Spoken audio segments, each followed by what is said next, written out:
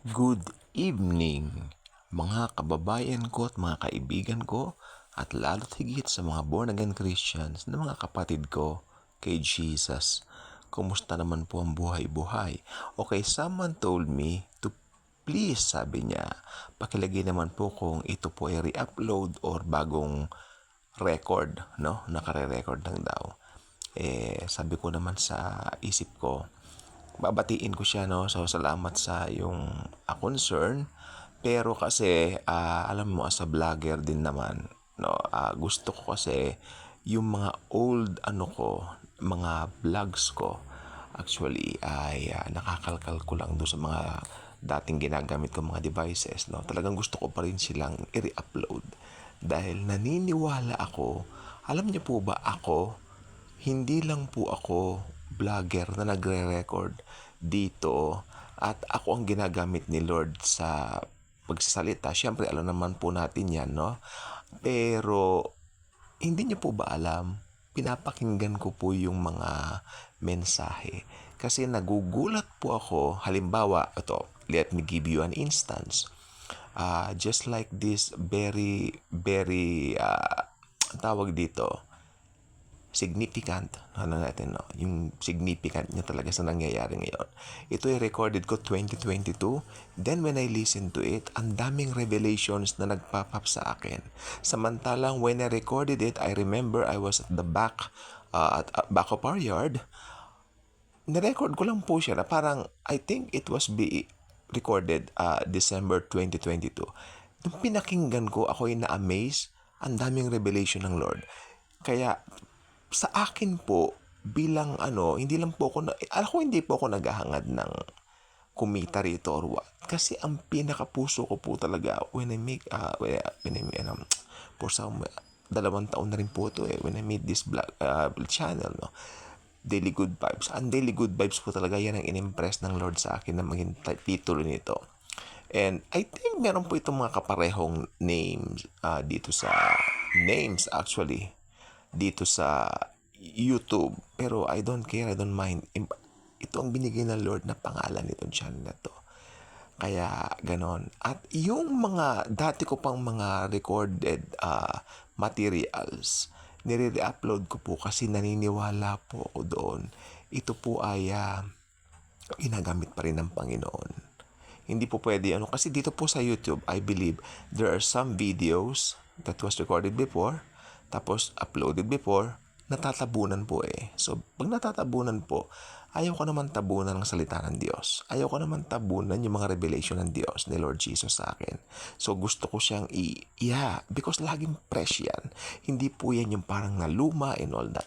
Pero I understand the concern of the one commented na ko rin re-upload. Well, I don't think na narinig mo na lahat eh. So, hindi ko pa rin siguro gagawin yon in order to attract listeners or new viewers. Sapagkat pag re-upload na, baka hindi naman po nakakasawa. Hindi naman po nakakasawa. This is something that we really need to feed our minds on and our hearts. Tapos, ang ating mga tawag dito, yung mga plano natin sa buhay na gagawin natin, naka-angkla talaga dapat siya or naka-connect dito sa mga naririnig natin dito. So, ang mga salita ng Lord Jesus, lalo na yung mga future events, no? Yung life application nito sa buhay natin, talagang lagi pong sariwa at hindi po naluluma. Something that we can feed our minds, heart, and ourselves, no? Ng salita ng Panginoon. Okay? So, ito lang pong gusto ko pong sabihin po sa inyo. Nalalapit na po ang Kapaskuhan. Yun po naman ay intro lang, no?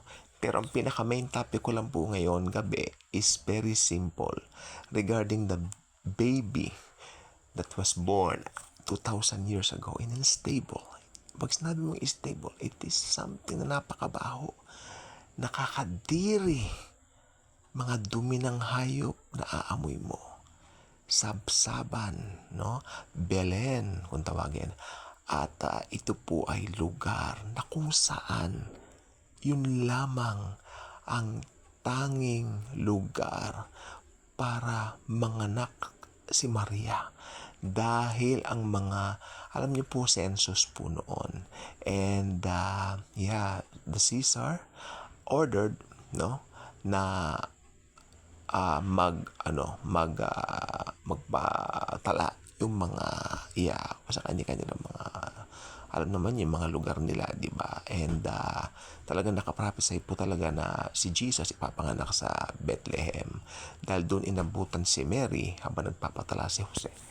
Ang problema po kasi na ubusan po ng mga hotels. May mga hotels po nung kasi census yun eh. So, punong-puno po siya. Ang mga hotels, punong-puno. But, meron daw isang lugar na sila ay pwedeng mag-stay. And then si Joseph, lumabas po sandali. Pero paglabas ni Joseph, di ba, dinala niya si Maria dun sa pagpapanganakan niya. And then, lumabas sandali si Joseph. Paglabas si Joseph, doon inabutan si Maria. So, si Maria, according sa mga magaling na Bible theologians, si Maria po ay nanganak na mag-isa. I remember this pastor who preached this, American pastor. Ito ang kanyang pananaw. At saka yung pinanggalingan kong church dati, ganito rin ang pananaw niya. Si Maria nanganak mag-isa dahil nakalagay po sa Biblia. At binalot niya ang kanyang anak. Sa English, she wrapped her firstborn. Di ba? Swaddling clothes. At iniiga niya sa mga haze. No? Damo. Dayami. Tama ba yung Tagalog ko? Dayami. Tapos, hiniga niya. Tapos, yun. Alam niyo ba kung bakit? Dahil para yung mga hayop, kasi noon, yung mga hayop ay nila yon, bunganga nila doon sa baby na pinangalanan nga ng Jesus, no? So tignan po ninyo, siya ay Diyos. In the beginning was the Word, and the Word was with God, and the Word was God. Okay? The Word became flesh. Itong pinaka-importanting event ngayon na pinagdiriwang natin. Although, parang hindi nga po Pasko. Why? Very humid. See? Meron po tayong cherubim. Meron tayong bagyong cherubim. No? At ito na naman po tayo. Humid na naman po ang panahon. Ibig sabihin po ng humid, meron pong mga ulap na nakakumpul dyan sa taas. That's why yung natural na ihip ng hangin ay hindi natin na daramang mabuti. No? Hindi masarap ng simoy ng hangin. Dahil parang hindi natural na talagang Disyembre. Pero ganun pa man, since we celebrate the birthday of Jesus, so alam natin, kahit ano pa man yan, importante na ipanganak ang Panginoong Jesus at tinubos po tayo. Okay? So sana wag natin kalimutan, ano ba talaga ang diwa ng Pasko? Marami pong mga tao ngayon, pag sinabi mo magpapasko na, material things ang nasa isip. Maraming materyoso. Actually, wag kayong bilang mga believers, I'm talking to you believers, hindi po kayo ganyan dahil may mga pinalitan na kayong puso. May mga bago na tayong puso, no? At may bago na po tayong hangarin, mithiin, nasain, may mga bagong pagnanasa na tayo, hindi na po yung pinagnanasaan natin dati na mga kung anik-anik, no? Kundi ang pagnanasa natin ngayon andun na sa salita ng Diyos. Nandoon na sa to do good.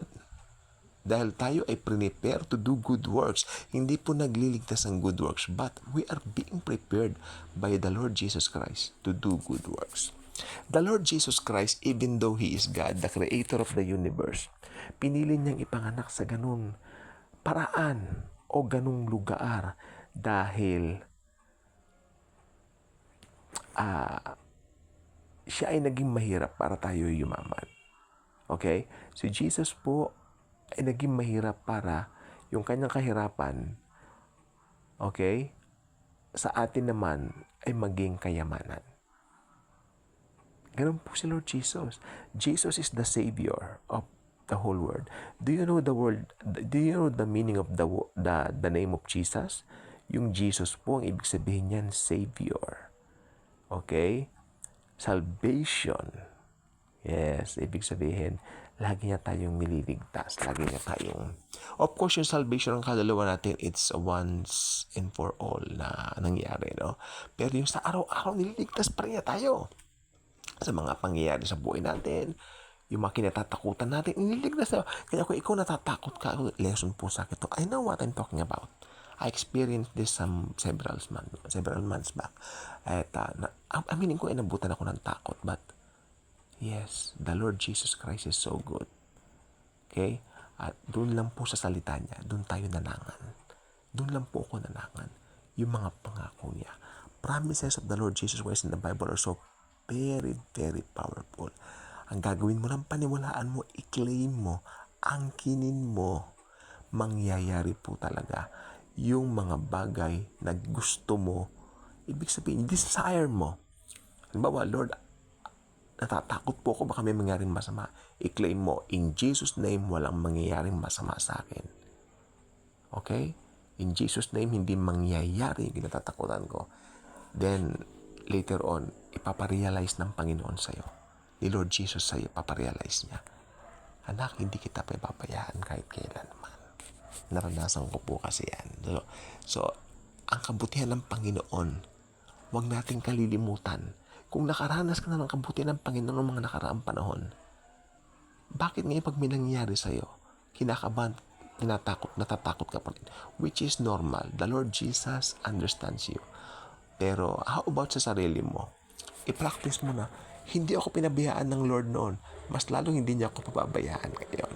Okay? That's something that we need to nourish our selves, no? Ang ating mga minds, especially mga hearts natin to believe. Believe. Lahat. It's all a matter of believing in Him. Naligtas tayo sa pananampalataya. Gumagalaw tayo sa pananampalataya. At sa pananampalataya natin, anytime, si Jesus ay darating na para i-rapture tayo. So siguro ito na lang po muna ngayon dahil may gagawin pa rin po ako bago matulog. Na? Salamat po. God bless.